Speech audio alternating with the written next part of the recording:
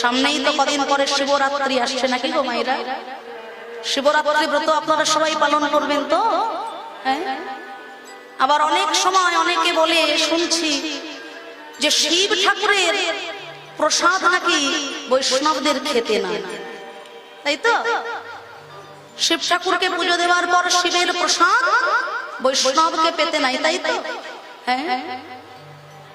আমি আজকে একটি অপূর্ব বৃত্তান্ত আপনাদেরকে জানাবো যে শিব ঠাকুরের প্রসাদ, আমরা বলছি শিব ঠাকুরের প্রসাদ বৈষ্ণবদের খেতে নেই, শিব পূজা বৈষ্ণবদের করতে নাই, কিন্তু জগৎ জীবের কল্যাণ তরে যে পূর্ণ ব্রহ্ম স্বয়ং ভগবান রাধা কৃষ্ণ মিলিত তনু প্রেমময় গৌরাঙ্গ মহাপ্রভু এলেন জগতে।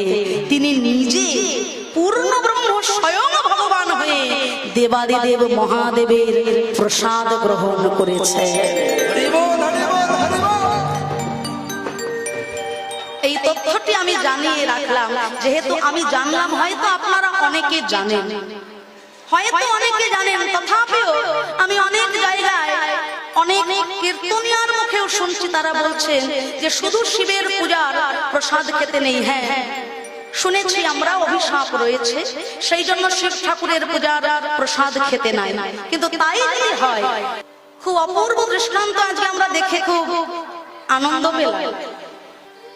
শ্রী চৈতন্য মঙ্গল, শ্রী লোচন দাস ঠাকুরের রচিত যে চৈতন্য মঙ্গল, বৈষ্ণব জগতে আমাদের কাছে সকলের কাছে পূজনীয় যে গ্রন্থ, শ্রী চৈতন্য মঙ্গল শ্রী লোচন দাস ঠাকুরের, সেই চৈতন্য মঙ্গলের মধ্যখণ্ডের শেষ অধ্যায়, আমি যার জন্য ছবি তুলে রেখে দিয়েছি আপনাদের কাছে জানাবো বলে।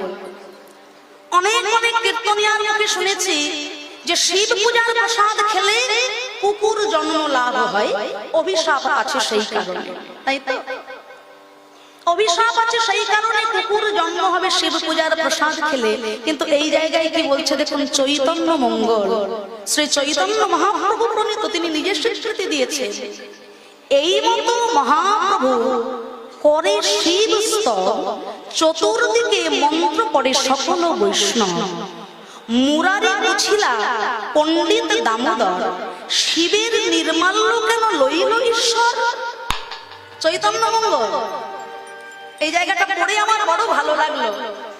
আমি অতি নগণ্য কীর্তনিয়া, হয়তো আপনারা আমাকে অস্বীকার করতেই পারেন, কিন্তু চৈতন্য মঙ্গল যারা বৈষ্ণব সাহিত্যে একটি প্রামাণ্য গ্রন্থ, পূজনীয় গ্রন্থ, সেখানে কত সুন্দর বলছে দেখুন।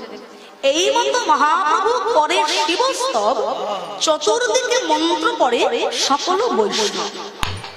মুরারি বুঝিলা পণ্ডিত দামোদর, মানে মুরারি মুকুন্দ পণ্ডিত দামোদর, মানে স্বরূপ দামোদর, দামোদরকে জিজ্ঞাসা করছে শিবের নির্মাল্য কেন লইল ঈশ্বর।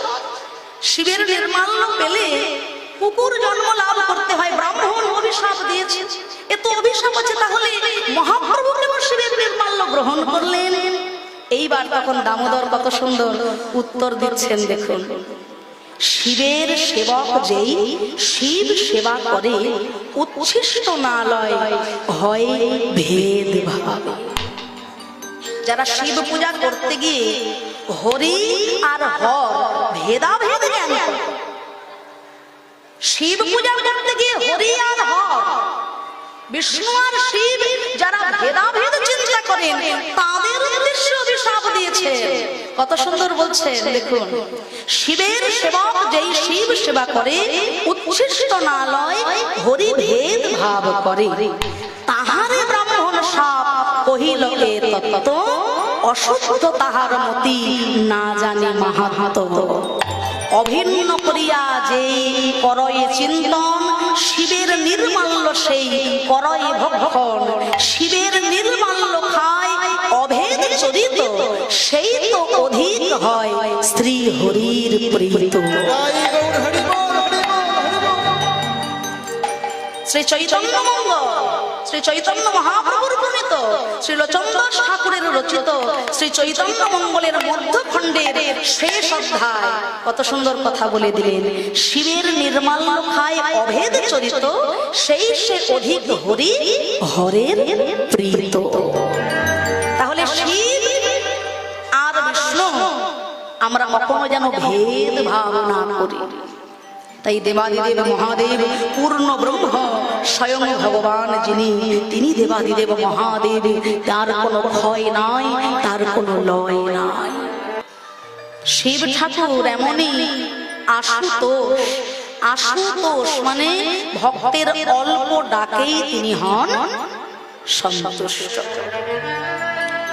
ভক্ত যদি ভক্তি ভরে তাকে একটু গঙ্গা জল আর বিল্লপত্র দিয়ে নমঃ শিবায় এই পঞ্চ অক্ষরে যদি একবার মন থেকে ভক্তি ভরে ডাকে, পরমেশ্বর ভোলানা ভক্তের সেই অল্প ডাকে সন্তুষ্ট হয়।